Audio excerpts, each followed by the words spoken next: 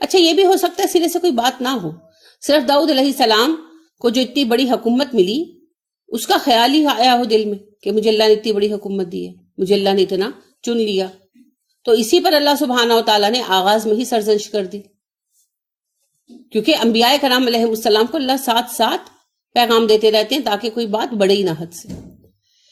سب سے اہم بات یہ ہے کہ اللہ نے واقعہ بیان کیا، اس کا سبب بیان نہیں کیا۔ کیوں؟ کیونکہ اللہ اپنے نیک بندوں کی بات رکھنا چاہتا ہے، تو پھر ہمیں اس قرید میں پڑھنا ہی نہیں چاہیے، ہے نا؟ کیونکہ مجاہرہ جو ہے نا، مجاہرہ یہ بہت بری بات ہے۔ مجاہرہ کیا ہوتا ہے؟ ویسے وہ مینے کتنی نکالتے ہیں کہ بال کی کھال اتارنا، حالانکہ دیکھا جائے تو وہ کی باتیں متشابہات میں سے ہی آ جاتی ہے نا، کہ جو چیز اللہ نے نہیں بتائی اس پہ ہم نہ اس کے پیچھے پڑیں، ضرورت نہیں ہے۔ اصل مقصد صرف اخلاقی نتیجہ بتانا ہے۔ داؤد علیہ السلام کی عظمت بیان ہو رہی ہے، ان کے کوئی خامی نہیں بیان ہو رہی کہ اللہ بتاتے وہ اتنے بڑے حاکم بنا دیے گئے، مگر جب اللہ سبحانہ و تعالیٰ نے انہیں سرزنش کی کسی سبب سے یا بلا سبب، خالی ویسے ہی نصیحت بھی تو کرتے ہیں نا کسی کو، تو یوں ہی نصیحت کی تو وہ فوراً سجدے میں گر گئے، فوراً رونے لگے، فوراً اللہ کو پکارنے لگے۔ یہ ان کا اعلیٰ کردار تھا۔ مجاہرہ کہتے ہیں، جہر سے ہے یہ لفظ، برائی کو علل اعلان بیان کرنا، تو یہ پسندیدہ نہیں ہے۔ آج برائیاں کیوں عام ہیں؟ کیونکہ ہر وقت برائیوں کو نشر کیا جا رہا ہے خبروں کی شکل میں، اور کرائم پیٹرول اور پتہ نہیں کیا کیا۔ اللہ کے نبی صلی اللہ علیہ وسلم نے فرمایا اللہ میری امت کے سب لوگوں کی بخشش فرما دے گا سوائے مجاہرین کے۔ پوچھا کہ اللہ کے نبی صلی اللہ علیہ وسلم مجاہرین کون ہیں؟ آپ صلی اللہ علیہ وسلم نے فرمایا وہ بندہ جو رات کو گناہ کرے اور اللہ اس کا پردہ رکھ لے، اور صبح وہ لوگوں کو بتائے رات کو میں نے ایسے ایسے گناہ کیے۔ تو بنیادی طور پر مجاہر اس کو کہا جاتا ہے جو اپنے گناہ کو پھیلائے، ٹھیک ہے، اور دوسرے کے عیب کو بتانے والا جو ہے وہ عیب چین کہلاتا ہے، ٹھیک ہے۔ دوسروں میں عیب تلاش کرنا، ویل لکل ہمزۃ لمزہ، عیب تلاش کرنے والا اور انہیں بیان کرنے والا ہلاکت والا ہے۔ تو لہٰذا نہ ہی ہمیں دوسروں کے عیب بیان کرنے ہیں اور نہ ہی اپنے عیب بیان کرنے ہیں۔ آپ نصیحت کے لیے بتانا چاہتے ہیں تو آپ صرف اس کا اچھا پارٹ بتا سکتے ہیں، جیسے جو ہے مالک بن دینار علیہ رحمہ، وہ کہتے ہیں کہ میں نے ایک گناہ سے 70 مرتبہ توبہ کی اور 71ویں دفعہ جا کر اللہ نے مجھے استقامت دی، بس بتا دیا۔ توبہ کے موضوع پر سوال تھا کہ ہم بار بار توبہ کرتے تو یہ کھیل نہیں ہے، تو انہوں نے کہا نہیں، میں ایک گناہ سے توبہ کر رہا تھا، استقامت نہیں ہو رہی تھی، 70 مرتبہ توبہ کی نہیں ہوئی، 71ویں دفعہ کی توبہ کے بعد استقامت ہوئی۔ تو یہ نہیں بتایا کہ گناہ کیا تھا، کچھ بھی ہو سکتا۔ تو گناہوں کا اشتہار نہیں لگانا، ٹھیک ہے، گناہوں کا اشتہار نہیں لگانا۔ یہی بات اللہ ہمیں یہاں پر ان بٹوین دا لائنز یہ ادب بھی سکھایا جا رہا ہے کہ لوگوں کے عیب مت اچھالو، ان کی ہدایت یافتگی کا ذکر کرو، ان کے اچھے پوائنٹ بیان کرو۔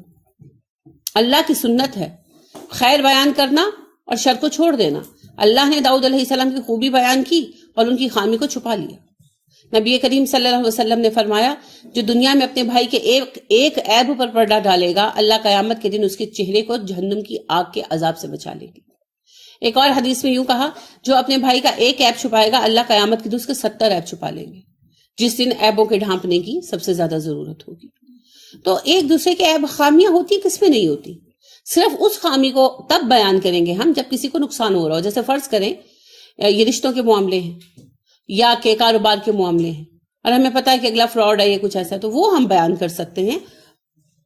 یا کوئی پلاٹ وغیرہ خرید رہا ہے، ہمیں پتہ ہے کہ یہ بندہ جو ہے فائلیں بیچ دیتے ہیں زیادہ لوگوں کو، ان معاملات میں ہمیں سچ بولنا ہے۔ باقی ہمیں ایک دوسرے کے عیب نہیں رکھنے، بیان کرنے، ہمیں ایک دوسرے کے عیبوں کا پردہ رکھنا ہے۔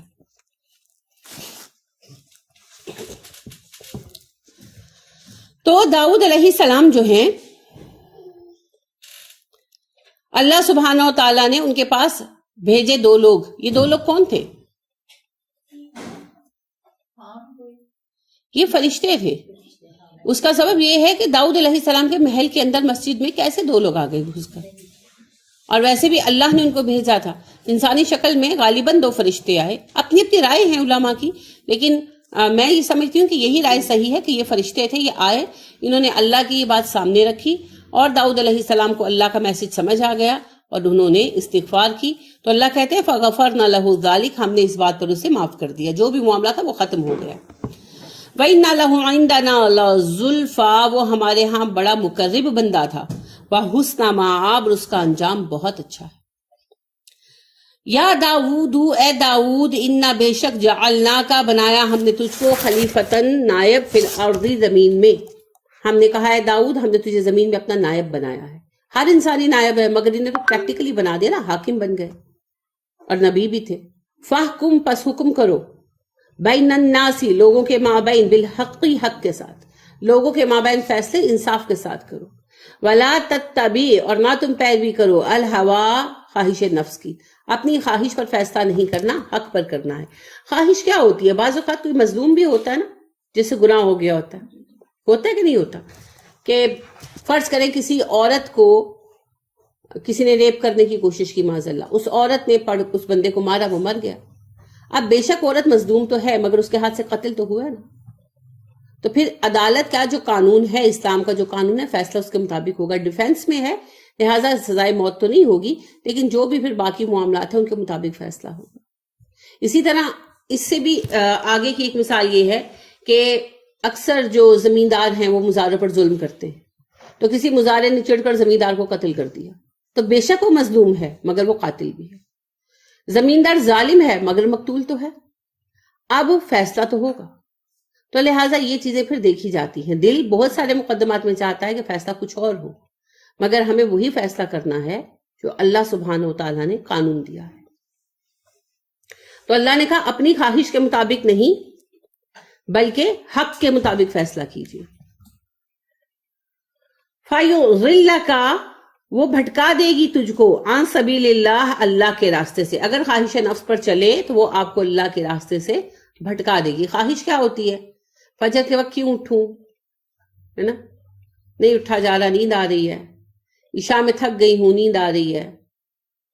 تو خواہش جو ہے وہ تو تن آسانی کے لیے ہے، اور ذمہ داری اللہ نے عائد کر دی ہے۔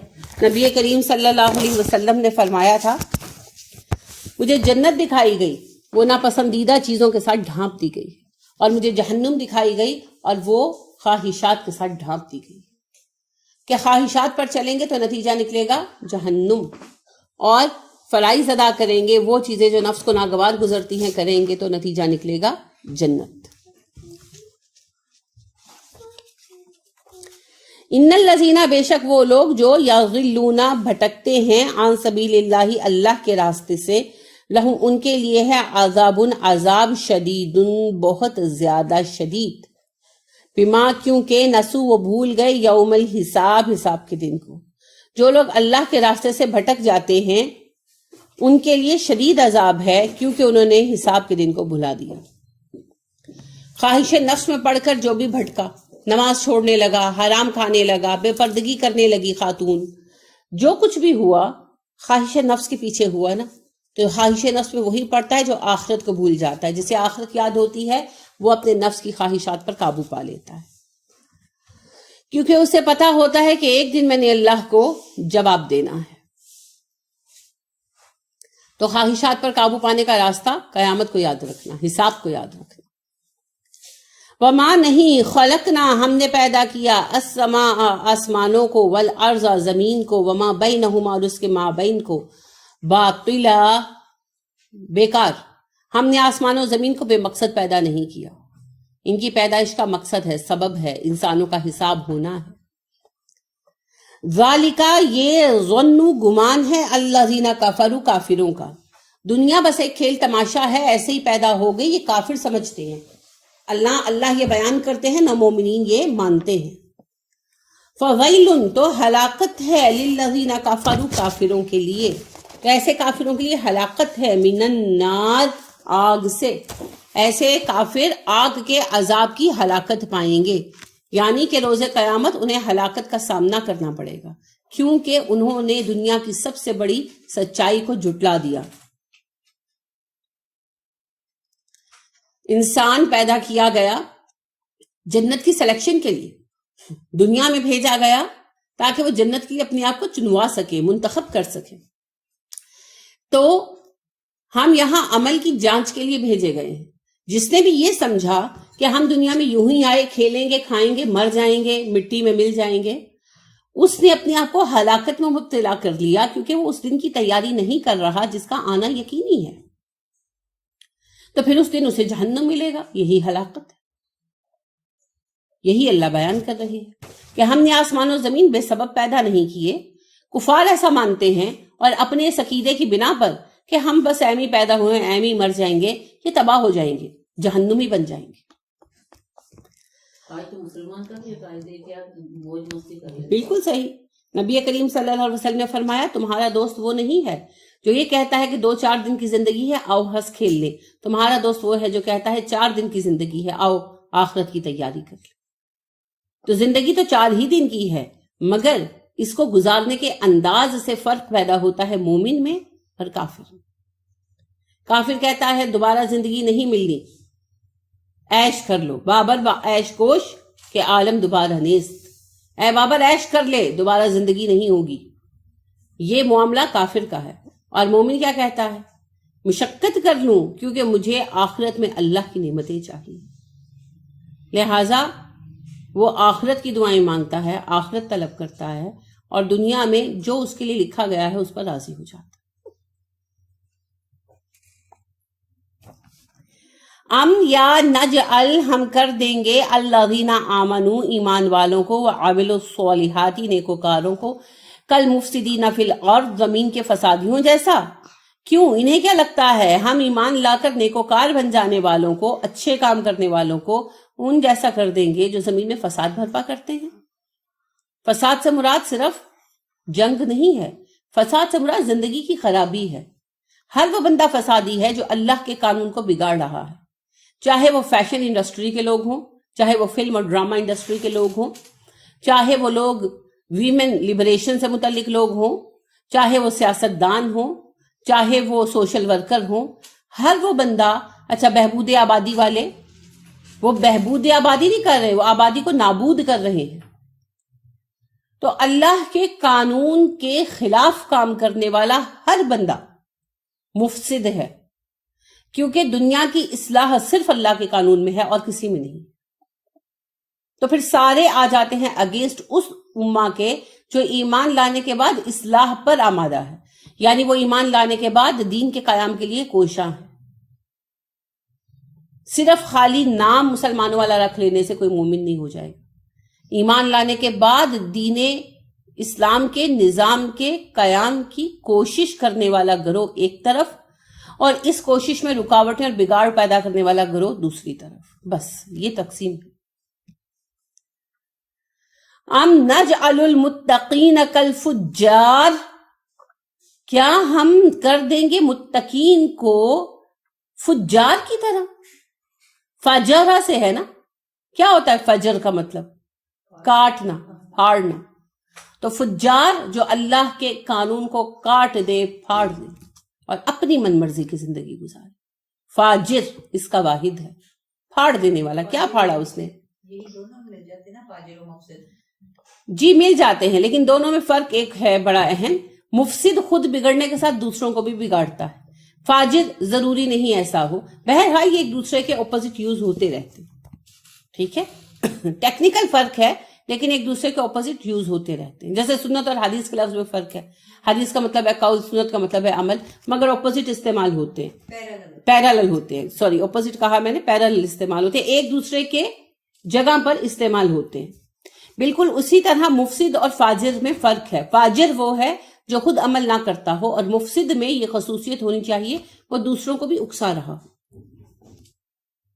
تو فاجر میں ضروری نہیں کہ صفت ہو بھی سکتی ہے، نہیں بھی ہو سکتی، لیکن ایک دوسرے کی جگہ پر یہ استعمال ہو جاتے ہیں. تو اللہ کہتے ہیں متقین کو وہ لوگ جو اپنے آپ کو گناہوں سے بچائے ہوئے ہیں، اللہ کے خوف سے، ہم انہیں ان کے برابر کر دیں گے جو گناہوں پر دلیر ہے. اللہ کے حکم کو سننے کے باوجود ہم دونوں کو برابر کر دیں گے. کیا ایسا ہو سکتا ہے؟ آپ اپنے سگی اولادوں میں سے فرما بردار اور نافرمان کو برابر نہیں کر پاتے تو اللہ سے کیسے توقع رکھتے ہیں؟ کتابن، ایک کتاب ہے، انزلناہ، نازل کیا ہم نے اس کو، الیکا، آپ پر، مبارکن، برکت والی ہے، لیدبروا، تاکہ وہ غور و فکر کرے، آیات ہی، اس کی آیتوں میں، وَلِيَتَذَكَّرَ اور نصیحت قبول کریں اولو الالباب عقل والے.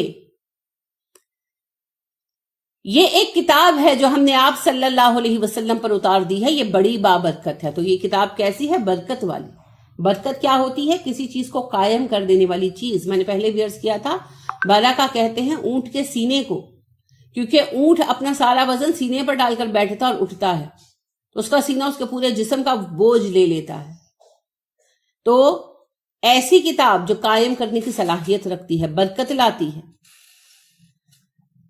کیسی ہے یہ کتاب؟ برکت والی. کیوں بھیجی گئی ہے؟ مقصد دیکھ لیں. لیدبروا، تدبر کرے. کیا ہوتا ہے تدبر؟ خوب کھود کھود کر دیکھنا، گہرائی میں جا کر معنی نکال کر لانا، تفکر کرنا، اور یتذکر، یاد دہانی، بھولی باتیں یاد آ جائیں. ہوتا ہے نا بہت ساری باتیں ذہن سے انسان کے نکل جاتی ہیں، نسیان ہے نا انسان میں، قرآن پڑھتے ہیں تو پھر ریمائنڈ ہو جاتی ہے نا. تو تذکر کریں، تذکیر اور تدبیر، عقل کا استعمال کریں اور یاد رکھیں. اس لیے قرآن مجید اتارا گیا. ہم نے اسے کیا بنا لیا؟ تعویذ دھاگے کی کتاب، جادو کی کتاب، کتبوں پہ لکھنے کے لیے کتاب. بہت سچی بات کہتے ہیں صالح عثیمین، وہ کہتے ہیں قرآن زندوں کی کتاب تھا، ہم نے اسے مردوں کی کتاب بنا دی. انا للہ و انا الیہ راجعون. تو اللہ نے کہا قرآن میں تدبر کرو، قرآن میں تذکر کرو. نبی اکرم صلی اللہ علیہ وسلم فرماتے ہیں وَأَخْرِ الْقُرْآنِ، قرآن کو کھودو کریدو. کھودو کریدو، آثار کہتے ہیں کھود کرید کر نکالنا. تو آخر القرآن، قرآن کو کھودو کریدو، ڈیپ جا کر باہر نکالو. تو قرآن پہ غور و فکر کرنا فرض ہے.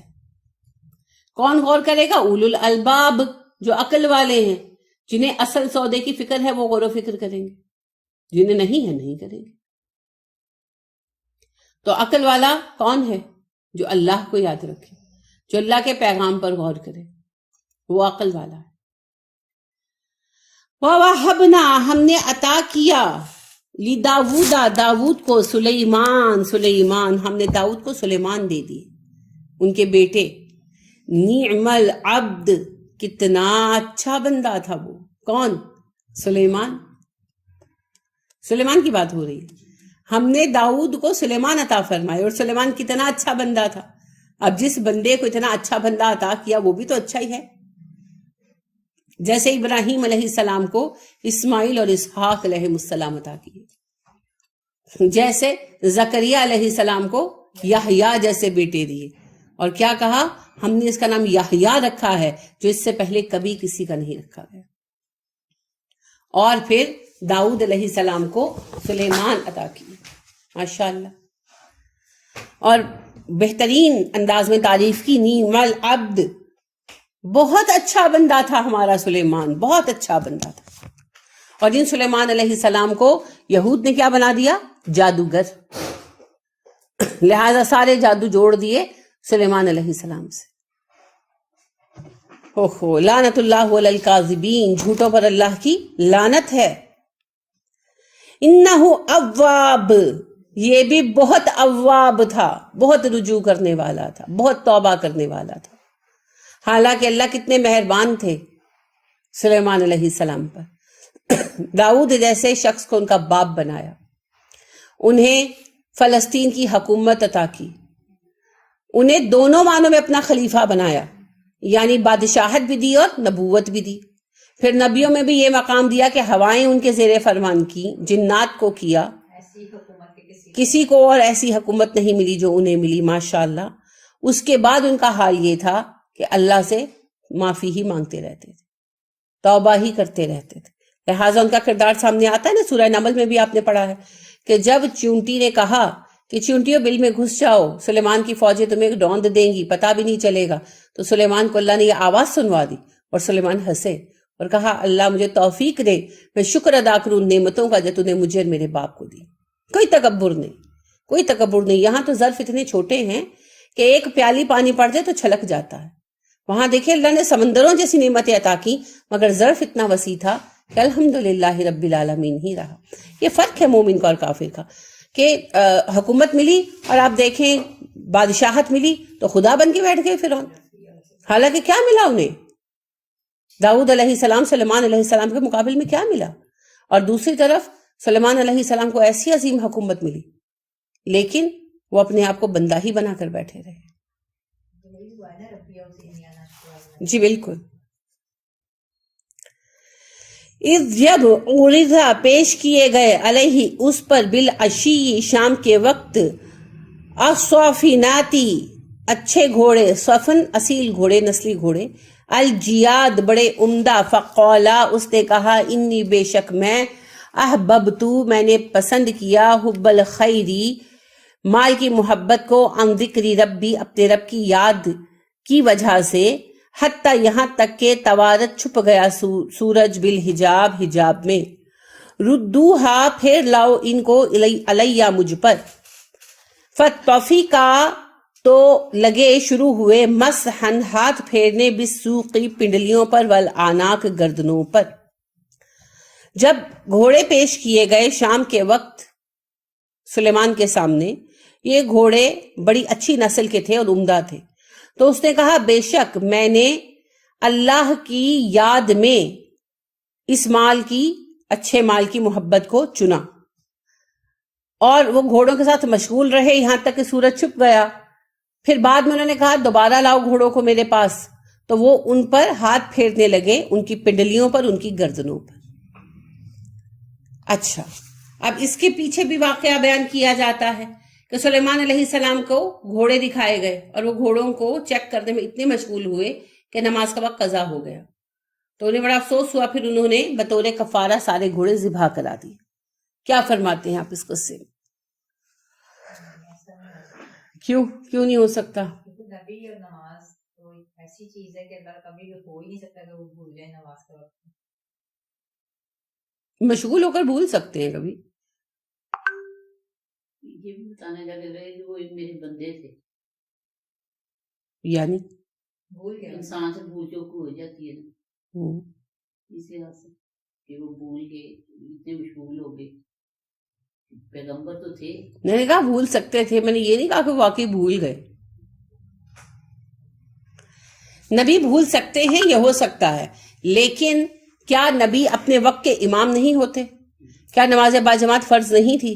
تو کیا کسی نے آ کر نہیں یاد دلایا ہوگا کہ جی نماز کا وقت ہو گیا؟ کیا اذان نہیں ہوتی تھی ان میں؟ انہوں نے سب کچھ ختم کر دیا. اس کا مطلب یہ نہیں ہے کہ تھا نہیں. نماز باجماعت تو موسیٰ علیہ السلام کے وقت میں ہی اللہ نے قائم کروا دی تھی. تو نماز باجماعت میں کیا جو ہیں سلیمان علیہ السلام مرکزی مسجد میں وہ امام نہیں ہوں گے؟ اور نبی کے ہوتے ہوئے کوئی دوسرا امامت کروا سکتا ہے؟ تو کسی نے آ کر نہیں کہا ہوگا چلو فرض کرو، مشغول ہو ہی گئے. ہوتا ہے انسان بعض اوقات مصروفیت میں لگ جاتا ہے. تو کسی نے آ کر نہیں کہا کہ سلیمان علیہ السلام نماز کا وقت ہو گیا، نماز پڑھا دے. یہ سیم وہی سچویشن ہے نا جو ہم اس میں بھی ڈسکس کر رہے ہیں. جی عصا پہ کہ 1 سال کھڑے رہے، تو بالکل بیکار بات ہے. اور پھر دیکھیں ان کا جملہ کیا ہے. ان کا جملہ ہے اللہ کے ذکر کی طرف متوجہ ہو کر میں نے اس مال کو پسند کیا. اور نبی کریم صلی اللہ علیہ وسلم کیا کہتے ہیں؟ نبی کریم صلی اللہ علیہ وسلم فرماتے ہیں گھوڑے 3 طرح کے ہیں. ایک وہ جو جہنمی بناتے ہیں، ایک جو جنتی بناتے ہیں، اور ایک جن کا نہ نفع ہے نہ نقصان. تو وہ گھوڑے جو اس لیے پالے گئے کہ لوگوں پر اپنا روب، اپنا مال دکھایا جائے، تکبر جھاڑا جائے، وہ جہنمی بناتے ہیں. اور وہ گھوڑے جو اپنے ذاتی استعمال کے لیے گئے، سواری کے لیے، ان کا نہ اجر ہے نہ گناہ. اور جو گھوڑے جہاد کے لیے گئے وہ باعث اجر ہے. وہ زندگی بھر میں جتنا کھائیں گے، جتنا پیشاب اور لید کریں گے، وہ سب تلے گا روز قیامت نامہ عمل میں. تو آپ صلی اللہ علیہ وسلم نے فرمایا جس نے اللہ کی راہ میں ایک سواری صدقہ کی، اسے اس سواری اور اس کے سوار کے پورے وزن کے برابر اجر دیں گے اللہ قیامت کے دن. تو یہ کہتے ہیں کہ جی بعد میں بلا کر ذبح کرا دیا وغیرہ نہیں. پہلی بات تو نماز قضا ہو نہیں سکتی. بھول کبھی ہو جائے، ممکن ہے، ہمارے ساتھ بھی کبھی ہوتا ہے. انبیاء کرام علیہ السلام سے بھی بھول ہو سکتی ہے، لیکن معاملہ یہ ہے کہ وہ انفرادی نماز پڑھتے ہی نہیں ہے نا، انہوں نے امامت کروانی ہوتی ہے تو دوسرے تو یاد دلائیں گے، پوری امت بیک وقت تھوڑی بھول جائے گی نماز کو، لہٰذا یہ ناممکن ہے۔ دوسری بات یہ ہے کہ یہ گھوڑے جہاد کے تھے، حضرت سلیمان علیہ السلام اللہ کی راہ میں جہاد کے لیے خرید رہے تھے، تو وہ کیوں شرمندہ ہوں گے، کیوں شرمسار ہوں گے؟ اصل بات اللہ بیان یہ کر رہے ہیں کہ بڑے ریسورسفل تھے۔ آج جیسے جس کے پاس ٹینک زیادہ ہوں، ہیلی کاپٹر زیادہ ہوں، وہ آرمی زیادہ مضبوط ہے، اس وقت میں جس آرمی کے پاس گھوڑے اچھے تھے وہ زیادہ مضبوط تھی۔ تو اللہ تو بتا رہے ہیں کہ ہم نے انہیں بڑا پاورفل حاکم بنایا تھا، ان کی آرمی کے پاس بہترین گھوڑے تھے، اور پہلے ہی ہم جانتے ہیں کہ لوہے کا استعمال جانتے تھے، اور ان کے پاس تلواریں تھیں جو اور دنیا میں ابھی نہیں تھی، زرہیں تھی، تلواریں تھی، اور ساتھ بہترین گھوڑے، تو وہ تو اس وقت کی سب سے بہترین اور مضبوط آرمی بن گئی نا۔ تو انہوں نے گھوڑوں کو دیکھا، چیک کیا اور خوش ہوئے، پھر دوبارہ جو بھی کام تھا مصروف ہوئے، ہو سکتا ہے نماز ہی ہو، مصروف ہوئے، فارغ ہو کر دوبارہ گھوڑے دیکھنے لگے کہ انہیں اتنی خوشی ہوئی کہ اتنے اچھے گھوڑے آ گئے۔ آپ نہیں کبھی ایسا کرتے کہ آپ کوئی چیز منگوائیں، کپڑا ہی منگوائیں، کوئی جوڑا اچھا آ جائے، آپ دیکھ کے رکھ دیتے ہیں، پھر تھوڑی دیر بعد آتے ہیں فارغ ہو کر، تو آپ کہتے ہیں سر مجھے دوبارہ تو دکھاؤ، پھر دوبارہ یہ تو بہت اچھا ہے، کرتے ہیں نا تعریف اس کی۔ بالکل اسی طرح گھوڑے بہت اچھے نسل کے تھے، تو سلیمان علیہ السلام کو جو بھی اگلا کام تھا، بے شک وہ نماز ہی رہا ہو، جب فارغ ہو گئے سورج ڈوبنے کے بعد گھر کا ٹائم شروع ہو جاتا ہے نا، چھٹی کا ٹائم، تو اس وقت پہ دوبارہ انہوں نے گھوڑوں کو دیکھا اور ان پر ہاتھ پھیر پھیر کر ان کو پیار کر کر کے خوش ہونے لگے۔ کیا آپ نہیں کرتے ہیں نا، جوڑے پہ ہاتھ پھیر پھیر کر خوش ہوتے ہیں، تو اسی طرح وہ گھوڑوں پر ہاتھ پھیر پھیر کے انہیں پیار کر کر کے خوش ہونے لگے کہ واہ اتنے اچھے گھوڑے آ گئے، اتنے اچھے گھوڑے ہم نے خرید لیے۔ تو یہ تو اللہ کی نعمت کا بیان ہو رہا ہے، یہ باقی سارا قصہ انہوں نے بنا لیا جس کی کوئی اصل نہیں ہے۔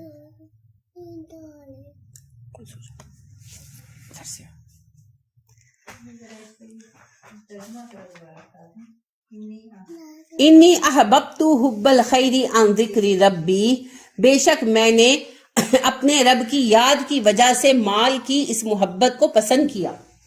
اللہ کے ذکر کی محبت میں میں نے اللہ کے ذکر کی محبت میں یا اللہ کے ذکر کی وجہ سے میں نے مال کی اس محبت کو بھی پسند کیا۔ آپ ذاتی حیثیت میں چاہے فقیر بن کر زندگی گزاریں، درویش بن کر گزاریں، جب آپ نے کام کرنا ہے تو آپ کو ذرائع چاہیے نا۔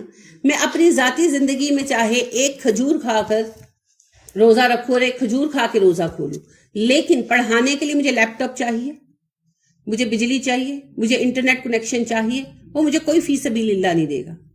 مجھے واٹس ایپ کلاسز میری بہت اچھی چلتی ہیں، ان کے لیے مجھے موبائل چاہیے، مجھے کوئی فی سبیل اللہ تو نہیں دے گا، مجھے پیسے چاہیے نا اس کے لیے، تو نیکی کے لیے پیسے چاہیے۔ نبی اکرم صلی اللہ علیہ وسلم کو بھی ضرورت پڑتی تھی پیسوں کی، پڑتی تھی۔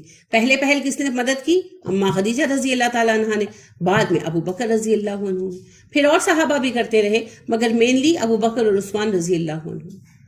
تو پیسے کی ضرورت پڑتی ہے، نیکی کے لیے بھی پیسے کی ضرورت پڑتی ہے، بہت سارے اسباب چاہیے ہوتے ہیں۔ تو اللہ سبحانہ و تعالیٰ کی محبت میں مال کو اپنانا عین سبب ہے۔ کہاں سے چلائیں گے آپ سسٹم؟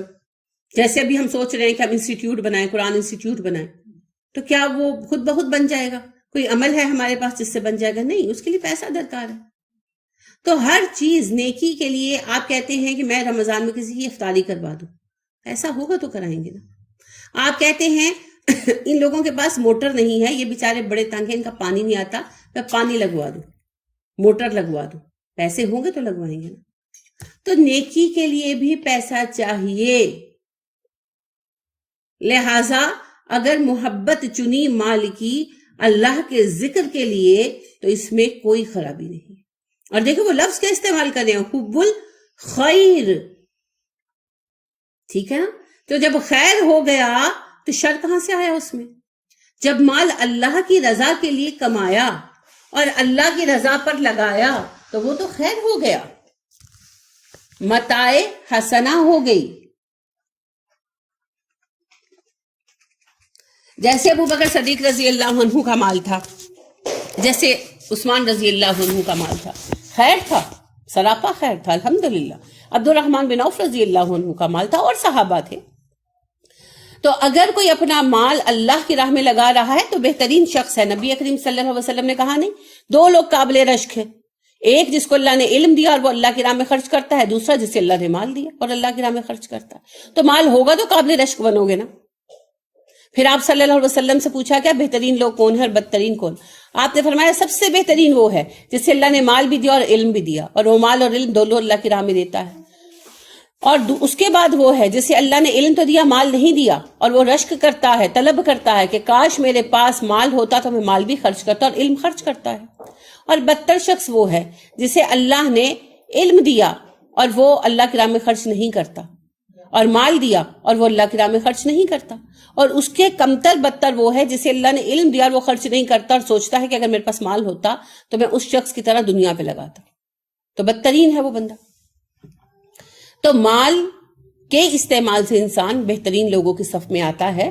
لہذا مال جو ہے وہ خیر ہے جب اللہ سبحانہ و تعالیٰ نے اسے ہمارے لیے خیر کا باعث بنایا ہوا ہو تب. تو ان کے لیے مال جو تھا وہ خیر کا باعث تھا کیونکہ وہ اللہ کی راہ میں لگا رہے تھے. حضرت داؤد علیہ السلام نے جو جنگیں شروع کی تھی فنیکیوں کے ساتھ, ان کو پایہ تکمیل تک پہنچانے کا کام سلیمان علیہ السلام نے پورا کیا. پورا فلسطین ماشاءاللہ جو ہے وہ اسلام کے زیر اثر آیا, اور اسلام میں اللہ کی جو حکومت ہے وہ قائم کی انہوں نے فلسطین میں. وفات پائی تو صرف سرحد پہ تھوڑے بہت یہ لوگ رہ گئے تھے.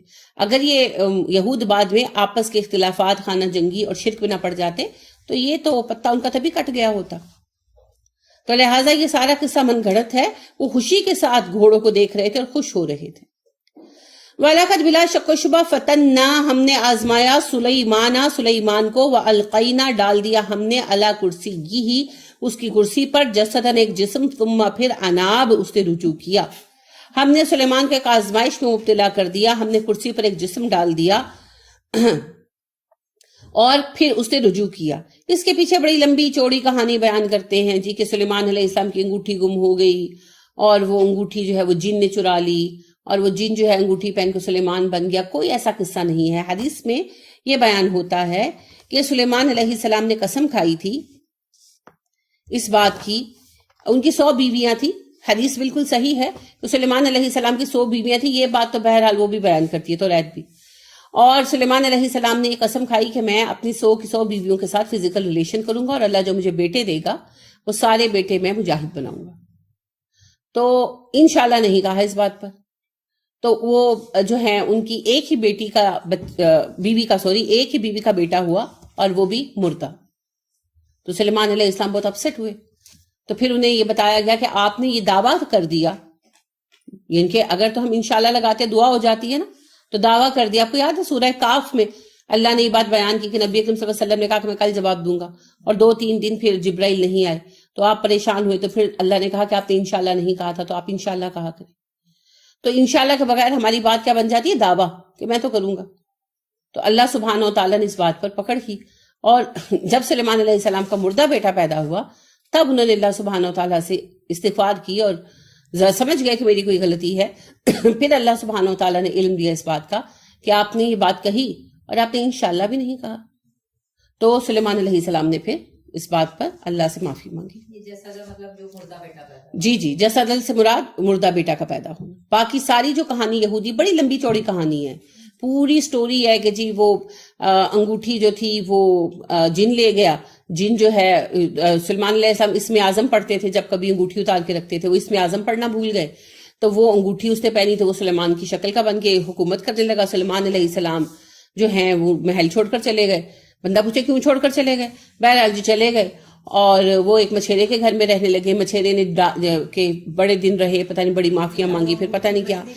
ہاں جی, مچھلی ایگزیکٹلی مچھلی کے پیٹ سے وہ جو ہے جن جو ہے ایک دن وہ دریا پر سیر کرنے کا سلیمان بنا ہوا تھا, اس کے ہاتھ سے سلپ ہو گئی انگوٹھی, وہ مچھلی نے کھا لی, مچھلی اس مچھیرے نے نکالی. سلیمان علیہ السلام نے مچھلی کو کاٹا, بیچ میں سے انگوٹھی نکلی تو انہوں نے پہنی تو سلیمان بن گئے. وہ پوری الف لیلا ہے. لیکن یہ سب جھوٹ ہے. اس آیت کی تشریح میں ہمارے پاس صحیح حدیث موجود ہے جس کی کئی صحیح سندیں ہیں. تو اللہ رب کریم خیر کا معاملہ کرے. صحیح حدیث ہوتے ہوئے ہمیں ایسی بکواس کہانیوں کی کوئی ضرورت نہیں. کالا وہ بولا سلیمان علیہ السلام بولے رب اغفر لی اللہ مجھے معاف کر دیجیے، وہب لی ملکن اور مجھے ایسی بادشاہت دیجیے لا ینبغی نہ حاصل ہوئی ہو لأحد کسی ایک کو من بعدی میرے بعد، اے اللہ مجھے معاف کر دیجیے اور مجھے ایسی حکومت دے جو میرے بعد کسی کو نصیب نہ ہو۔ اچھا اس سے پہلے حکومت ویسی نہیں تھی، حکومت عظیم ضرور تھی مگر ویسی نہیں تھی، ہواؤں پر قابو، جنوں پر قابو یہ بعد میں ملا اس دعا کے بعد۔ انکا انت الوہاب اللہ آپ بہت دینے والے ہیں، بہت دینے والے ہیں۔ تو اللہ کے دین کے قیام کے لیے حکومت مانگنا بھی عین دین ہے۔ حکومت مانگ رہے تھے نا سلیمان علیہ السلام، مگر مقصد اللہ کا دین قائم کرنا تھا، تو بالکل درست ہے، کوئی بری بات نہیں۔ فسخرنا مسخر کر دیا ہم نے لہو اس کے لیے الریحا ہوا کو، تجری جو چلتی تھی بھی امری ہی اس کے حکم سے، رخاء نرمی کے ساتھ، حیث اصواب جہاں وہ پہنچنا چاہے وہاں کے لیے۔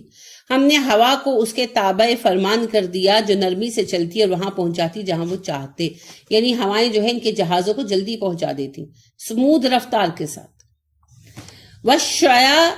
وَالشَّيَاطِينَ اور شیطان جنات کل ہر طرح کے بنائن مامار و غواص اور غوطہ خور، ہم نے ہر طرح کے شیاطین جنات اس کے بس میں کر دیے۔ اچھا مومن تو جنات پہلے ہی حاضر خدمت تھے، شیاطین کو بھی بس میں کر دیا، اور شیاطین سے کیسے کام لیا جانے لگا جیسے غلاموں سے لیا جاتا، تو وہ مامار بھی تھے اور غوطہ خور بھی تھے، تو انہیں بھی فزیکل کام آتے ہیں جیسے ہمیں آتے ہیں، کام نہیں کرتے، کام چور ہے، وہ علیحدہ بات ہے۔ وآخرین کچھ دوسرے مقرنین جکڑے ہوئے فی الاصفاد بیڑیوں میں، کچھ دوسرے تھے جنہیں ہم نے بیڑیوں میں جکڑ دیا۔ کیوں جکڑ دیا؟ جو اتنے سرکش تھے کہ کام نہیں کرتے تھے۔ اگر کسی کا غلام کام نہ کرے تو کیا ہوگا؟ سزا ملے گی نا، تو غلام بنا دیے گئے سلیمان علیہ السلام کے، اور جنہوں نے سرکشی کی انہیں بیڑیوں میں جکڑ کر قید کر دیا گیا۔ ھذا عطاؤنا یہ ہماری بخشش تھی، فمنن پس احسان کر، او امسک یا روک لے، بغیر حساب بے حساب۔ سلیمان ہم نے تمہیں جو کچھ دیا ہے چاہے اس میں سے عطا کرو چاہے نہ کرو، روک لو، کسی کو دو کسی کو روک لو، تمہیں اختیار دے دیا گیا۔ اس کا مراد یہ نہیں کہ قیامت کے دن حساب نہیں ہوگا، یعنی کہ دنیا میں آپ کو اختیار دے دیا گیا ہے، فیصلے آپ کریں۔ اب لازم کیا ہے؟ دین کے مطابق فیصلے کریں جو انہوں نے کیے۔ وَإِنَّا بے شک لہو اس کے لیے، عندنا ہمارے پاس، لَزُلْفَا قرب ہے، وَحُسْنَ مآب اور بہترین ٹھکانہ ہے، بے شک وہ ہمارے مقربین میں سے ہے اور ہم نے ان کے لیے بہترین ٹھکانہ تیار کر رکھا۔ تو اس دعا کے بعد سلیمان علیہ السلام کو ایسی عظیم حکومت ملی، اور جیسی حکومت انہیں ملی ویسی اب کسی کو نہیں ملے گی۔ تو دیکھیے جو رب اپنے بندے کو مانگنے پر یہ دے سکتا ہے وہ ہمیں کیا نہیں دے سکتا۔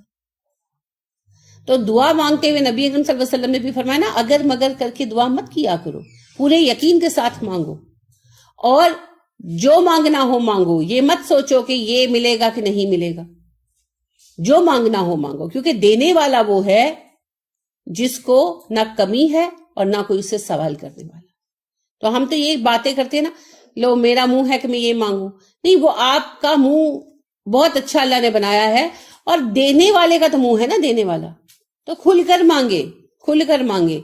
اب اگر دعا آپ نے مانگ لی تو تین میں سے ایک شکل میں تو قبول ہوگی، یا وہی چیز ملے گی، یا اس سے بہتر ملے گی، یا آخرت کی نعمت ملے گی، کچھ تو ملے گا نا، اور ہر اگلی چیز پچھلی سے بہتر ہے، یعنی وہی نعمت مل گئی، یہ سب سے کمتر شکل ہے۔ اس سے اعلیٰ یہ ہے کہ اس سے اچھا مل گیا، اور اس سے بھی اعلیٰ یہ ہے کہ آخرت مل گئی۔ تو مانگنے میں گھبرانا نہیں چاہیے، کھل کر مانگے، اللہ سے کھل کر مانگے، اور جو دل میں آئے وہ مانگے، پھر اللہ سبحانہ و تعالیٰ خود اس کا ظرف پیدا کریں گے، خود اس کی توفیق دیں گے انشاءاللہ۔ بہت ہی خوبصورت قصہ ہے سلیمان و داؤد علیہ السلام کا، اللہ پاک ان پر اپنی بے حساب برکتیں نازل فرمائے، آمین۔